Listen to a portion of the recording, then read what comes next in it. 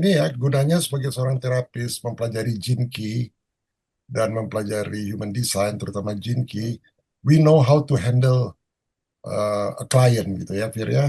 Ya, Nah, kemarin kan Daniel kan ngomong kalau saya hajar terus ya, kalau klien masa bodoh. Firda bilang nggak bisa, orang itu berbeda-beda gitu ya. Nah, ya, ada yang karena karena di dial itu dia badannya jadi krem, jadi susah mau menerima gitu. Nah, itu gravitasi fisiknya kan. Gravitasi fisiknya you benerin dulu, kemainnya jadi lebih gampang ya. iya, Nanti kejiwaannya lebih gampang lagi gitu. iya, Nah, nah, terus ya tapi itu hanya untuk orang-orang yang bisa sabar kayak you Daniel kan bilang, kalau saya nggak sabar ya sikat aja gitu ya. Nah, nah, tapi kalau dia mungkin Daniel mempelajari lebih dalam lagi mengenai Jinki, saya mau belajar mengenai Jinki ya. Itu wound itu ada sexual wound ya, sering sekali ada sexual wound ya. iya. Sebutannya attraction field. Nah, kita sebutnya sexual wound aja biar lebih Ya. lebih, lebih melotot gitu. Kalau atraktif itu apa melotot gitu. Kalau sexual wound wah melotot gitu. Coba jelasin sexual wound itu apa tuh? Dari ibu atau dari bapak atau gimana? Nah, itu kalau di situ nggak dijelasin ya dari ibu atau dari bapak. Jadi, sexual wound itu lebih kepada sebenarnya wound dalam hubungan uh, intim, bukan dalam hubungan seksual ya. Hubungan antara dua manusia gitu. Love relationship lah gitu. Nah, itu Oke, kalau oke. kita Kalau ada suami masing-masing, istri ya, ya. istrinya katakanlah punya sexual wound, ya, luka karena masalah seksual. Lalu dia punya anak, bisa Ya, affecting nggak hubungan antara anaknya sama ibunya? Yang kena sexual wound ibunya. udah pasti enggak, Prof. Makanya kan kalau kayak aku dikirim klien kirim anaknya untuk healing, aku selalu bilang bisa ibunya dulu nggak Jadi gitu. yang diterapi bukan anaknya ya. Iya, ibunya dulu. Karena Nah, percuma kalau anaknya di terapi, ibunya masih penuh trauma, dia akan tekan anaknya terus gitu. bisa tersinggung nggak ibunya tuh? So far sih aku tahu cara approach-nya ya. Ya, ayo pintar lah ngerayu kan. Iya, aku ada gift di situ emang. So, menarik ya kita belajar Jinki, human design, belajar mengenai kesadaran, mengenai resistensi, belajar entropi. Pertanyaannya menjawab nggak Ar, tadi bahwa memang is given tapi sebenarnya ya kita Kalau nggak perlu menurut khawatir. kalau menurut aku sih, Pak, em, kalau aku sih sekarang belajar ya, yang aku belajar nih, eh, the resistance, the capacity, and intensitas cinta, ya kan semua itu kan. Because oke, aku coba tarik sedikit ke belakang ya, Pak, ya, just to get a clear picture ya, the point that I'm trying to develop. Gini Pak, maksud aku, if we come to a point where we come to this earth, ya kan, we come to this earth kan pasti on a mission kan, benar nggak Pak? Dan Ya, nggak, menurut aku there is no perfect capacity atau perfect intentional cinta dan semua yang tadi yang dikatakan, there is no perfect karena semua orang is built differently dan pasti ada missionnya. But the thing is, sometimes people just don't use that mission to use their potential kan, benar nggak Pak? Hmm. ya, Itu kan persoalannya. Jadi sometimes knowing a lot of things is not the real potential that we have to do. Sometimes knowing things juga, a lot of things juga is the potential sebenarnya to give the kabar baik kan. Makanya we need each other sebenarnya. Yang papi dulu bikin soal spiritual unity ya kan, waktu zaman-zaman Bill Gates tuh mau ya. sebarin nyamuk tuh kan, papi kan ngomong soal unity. So like, uh, aku mau tahu itu ngejawab sih Pak. Yang aku mau tahu bagaimana cara ngukur bahwa seseorang itu punya uh, level-level tertentu dalam elemen itu Pak. Oh, Atau Firia mungkin. Ada Atau alatnya. Udah ada alatnya Arya untuk mengukur level kesadaran itu. iya, tapi bagaimana kita bisa tahu bahwa itu akurat gitu? oke. Aku bisa jawab nggak? Ada yang mau jawab nggak? Teman-teman ada yang mau jawab nggak? Dan sebenarnya tercermin dari daily uh, Karena gini, cara ini dia gua berkomunikasi kema dan gua lain-lain. gua beberapa waktu lalu gua ke yoga barn ya kan. Mm-mm. Yoga Barn itu terdiri dari guru-guru besar dari India. And all Tahu. this guru besar dari India ada, dari mancanegara lah. Sama dari lokal juga ada. Ya, I Dan know Yoga Bar. Yoga Barn kan keren kan. And then they did all the Bali Spirit Festival, semua keren lah di situ. Terus gue ke sana, terus gue diintroduce sama ownernya di situ. Terus gue tanya sama dia, lu bisa nggak sih, lu orang-orang ini kan hebat semua ya kan. Bisa nggak mereka mengheal NPD and guarantee itu bisa sembuh? Gue bilang gitu sama dia. Oh nggak ada katanya. Loh kan mereka mereka kan harusnya tahu dong kalau NPD itu ada polaritasnya sebenarnya. Karena gue belakangan ini tuh gue the like 90% of my YouTube videos has been on NPD the last 3 months, ya kan? Karena gue nemuin ada kayak at least two people in my life right now yang NPD in my opinion, but I cannot ukur dia beneran nggak dia NPD. Psikiater aja nggak bisa ukur. But what I can know is there's forms of gaslighting atau apa. And what do I do? All I need to do is just basically menghindar dari energi itu, without having to fight it, without having to prove a point, without having to lift my ego up to the roof gitu. You know, it's all about ego problems kan. Intinya kan itu. But ego, if it's used the right way, in the right moment, in the right time, in the right space, it can make it. Kalau dia mau, kalau dia milih untuk mau, it can make it into a karya yang luar biasa kalau menurut gua gitu. You know, like itu sih. Oke, So like what keren I'm trying to juga. say is how can we measure it so that we can know, oh nih orang ini potensinya nih dengan yang si kelas 4 SD itu yang intensitas cintanya tinggi gitu kan. Dia lebih baik potensinya diarahin kemana supaya itu terukur, supaya manusia itu nggak usah buang-buang waktu lagi untuk mencari jati diri yang sebenarnya udah terjawab di situ jati diri dia gitu. Artinya. Jinkis bisa.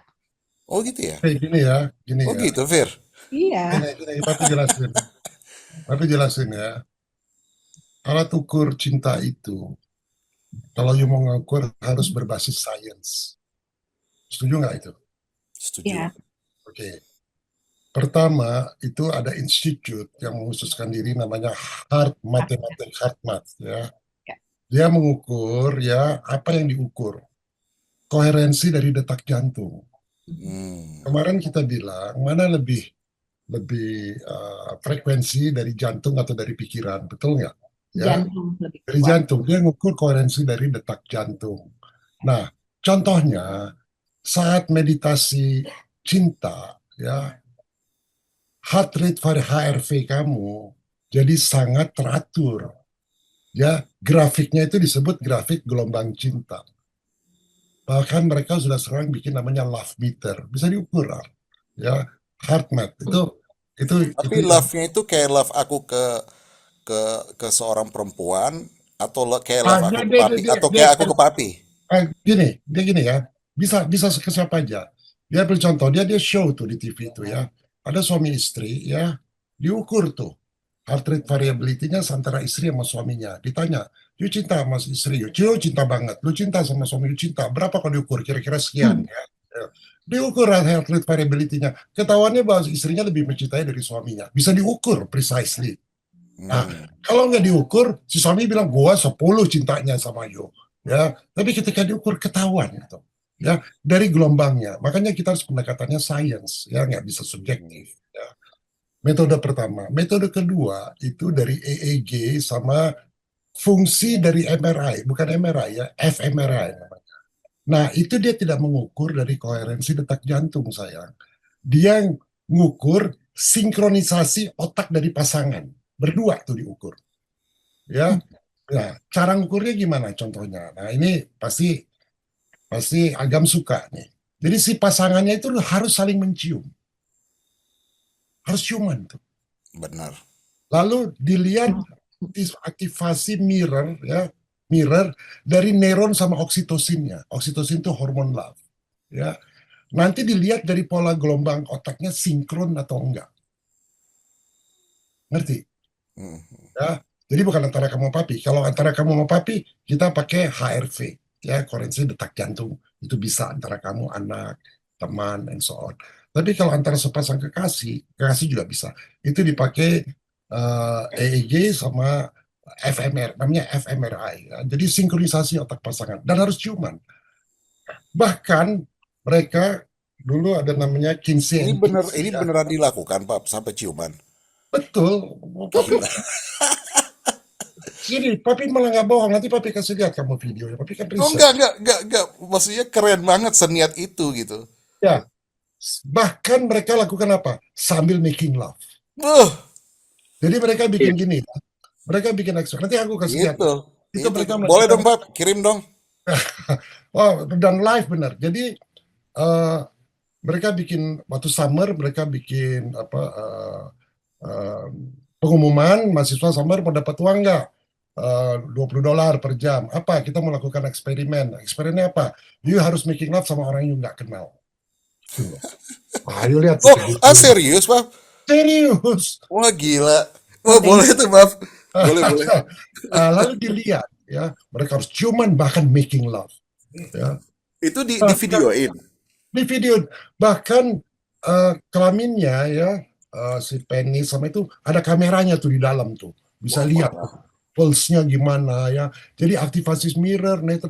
Jadi Nah, ini gue demen nih bicara ginian nih. dasar dulu kan Arya. mungkin kalian dulu tokoh pertama yang tahun 30-an sampai 50-an itu namanya suami istri, namanya, pernah dengar nggak tuh? Makanya ada yang bilang, itu waktu mereka bikin gitu, wah revolusional banget. Nah sekarang udah jadi institut dikembangkan oleh yang modern itu. Sama Hmm. EG, fMRI, you making love, telanjang. And then you can see that. You know what, Pap? That can actually become a very good industry. Aku sih lihatnya ini opportunity, Ya tau nggak mereka kenapa? riset. Kita Mereka bisa guarantee when you wanna work with, you wanna have a couple, life partner, guaranteed dapat deh pasti dengan bisa terapi juga tuh, Pap. Oke, yang ketiga ya, yang kemarin aku bilang soal eksperimen, ya aku eksperimen sama desa di sini namanya Local Consciousness Project ya. Nah itu ada namanya Global Consciousness Project. Nah itu apa? Metodenya gimana? Metodenya ada random event ya. Random event mereka pakai alat namanya random event generator. Kalau kamu mau main roulette atau mau apa itu ada namanya random number generator. Dia mengenerate number yang random. Ini juga ada random event generator ya, REG diputar, ada event apa nih? Oh, katakanlah misalnya ada terjadi 9/11 ya, kejadian yang di Amerika tahun tahun berapa kita ke sana Arya waktu terjadi itu? Tahun 2004. oh enggak 2001. dong. Ya, Enggak Arya dong. sama aku menyaksikan di situ. Kita Kita ada lihat, kita kita tuh lihat, nyampe kita nyampe kan tanggal September, Pap, ya. 2021. Itu berangkat dari Boston kan, dari tempat kita tinggal gitu. Dan lucunya Ya. kita di Amerika tuh 1 minggu pertama datang udah terjadi, kita nggak tahu ada 9/11. Betul nggak? Ya, Ah, lalu satu waktu kita jalan-jalan udah 1 minggu, gitu. Karena kita nggak, kita baru pindahan, jadi kita nggak punya TV, jadi kita nggak bisa lihat news, kita nggak baca koran. Tiba sofa aja belum ada. sofa nggak ada gitu ya, jadi masih belanja ini. Satu waktu malam-malam kita jalan di Somerville, kita lihat di bar itu banyak orang ngumpul, lihat Bush lagi pidato 9/11. Lalu kita lihat ada apa menara itu, dua menara itu lagi ditabrak. Waktu kita lihat gue ini film atau apa, kita nggak tahu. Saudara-saudara di Indonesia pada khawatir kan. Nah tadi kita kembali lagi ya. Jadi ada random event generator, apa yang diukur? Karena itu terjadinya efek ke rakyat Amerika dan seluruh dunia, yang diukur apa? Pengaruh kesadaran kolektif. Nah, jadi orang-orang itu disuruh meditasi massal soal 9/11, lalu dilihat random event generatornya. Kan random eventnya kan random kan, betul nggak? Hmm. Ketika mereka meditasi, itu random event generatornya jadi teratur. Dia nunjuk ke peristiwa itu. Oke, Paham nggak? ngerti. Jadi sekarang meditasi ya. Katakanlah kita meditasi Holocaust. Kita katakanlah 100 orang meditasi Holocaust. Lalu dipakai mesin itu, random event generator. Lagi apa? Langsung dia nunjuk tuh. Ini lagi meditasi mengenai Holocaust. Jadi ada namanya Global Consciousness Project, which is what I did here gitu ya. Global Consciousness Project. Yang keempat, namanya biofield imaging. Ya, biofield itu bio itu dari bio tubuh kita, medan tubuh kita. Jadi apa yang diukur? Medan energi tubuh. Biofield apa tadi? biofield image. Imaging. Nah, jadi mereka pakai, contohnya ya mereka itu kan medan energi tubuh. Mereka pakai kamera, you inget nggak? Di Glodok itu kita suka pergi bikin foto aura kita pakai kamera GDV, ingat Ya, nggak? ya, yang ada warna merahnya. Warna merah, biru, ungu, segala macam. Nah, mereka pakai kamera GDV, dia nangkap aura yang melebar saat kita memancarkan compassion, cinta. Wow, keren. Itu tuh. Nah, jadi ketika saya jatuh cinta, ukur biofield imaging. Ya pergi ke Glodok dulu ya, ukur merah. Pas jatuh cinta, ukur lagi, itu tuh mancarkan warna merah tuh. Jadi putih, kuning gitu. Bisa diukur kan. Mm, Nah, jadi skala apa ya, kalau soal apa, dB ya. Skala dB cinta itu bisa diukur. dB. mm. Jadi kita bisa. Nah, Scientifically ya. desibel, secara desibel bisa diukur. Mm, Misalnya gini ya, itu skalanya logaritmik. Jadi kalau dia 0 dB, berarti 0 koherensi, itu hasilnya isolasi total depresi berat. 30 dB, ini skala log ya, 30 dB, cinta biasa, teman baik, keluarga, cinta juga. 30 dB, bisa diukur. Kalau 60 dB, cinta mendalam, itu pasangan jiwa tuh. Kita mau berkorban, pengorbanan. Kalau 90 dB, itu cinta transenden, seperti seorang santo gitu, meditator tingkat tinggi, adanya momen pencerahan. Nah, diskusi-diskusi kita ini, kita bisa ukur berapa dB itu. Ya, si pembicara ngomongnya itu berapa dB gitu ya. Nah, itu skala logaritmik. Karena setiap lompatan 10 dB, misalnya 0 sama 30, itu artinya 10 kali intensitas koherensi kan. Jadi kalau 0 sama 30, 0 ke 10 udah 10 kali, ini 10 kali, 10 udah 1000 tuh. 0 ke 30 udah 1000 kali tuh tingkatannya. Jadi kalau dia 0 dB, egonya terisolasi. Kalau 30 dB, aku sayang kamu, cinta biasa. Aku sayang lo sama Ar gitu ya. Aku sayang. Nah, kalau 60 dB, Fir, aku rela mati demi kamu, Fir. Nah, kalau 90 dB itu yang kita diskusikan kemarin, Wawan. Kamu adalah aku adalah, kamu adalah Oneness. aku adalah kamu, kitanya adalah segalanya. Itu 90 dB. Hmm. Jadi bisa diukur. Nah, kalau itu bisa diukur, aku mau nanya, apakah AI bisa mencintai nggak?